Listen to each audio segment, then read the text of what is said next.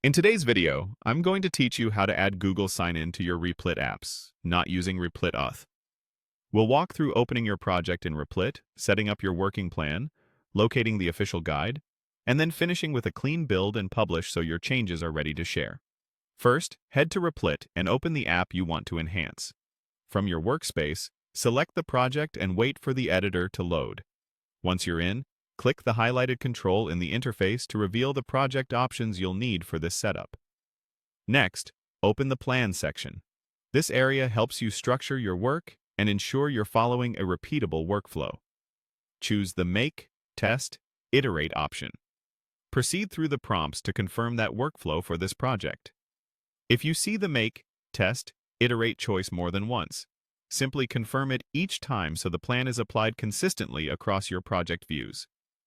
Now let's find the resource that will guide the integration. Click the highlighted search field in the interface and type your query. When the result appears, select Add Google Sign-In to your Replit apps, not using Replit Auth. This opens a dedicated step-by-step resource designed to integrate Google Sign-In without relying on Replit's built-in authentication. If it doesn't appear right away, double-check the spelling, clear the search, and try again. With the guide open, follow the highlighted prompts it provides.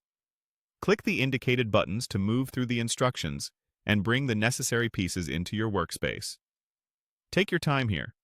The guide is meant to be followed sequentially. If something isn't clear, pause and reread the note attached to each highlighted element before proceeding. When the guide steps are complete, it's time to verify your work. Click Build to compile and run your app with the new authentication flow. Watch the console and logs for any warnings or errors.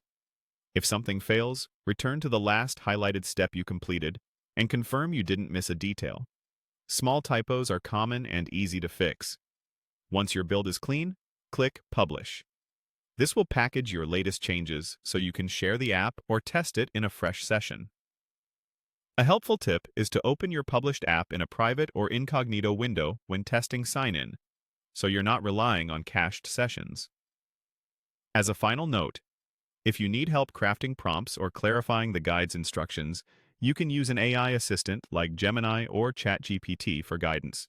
Keep your environment variables and any credentials secure, and you'll have Google Sign-In working smoothly in your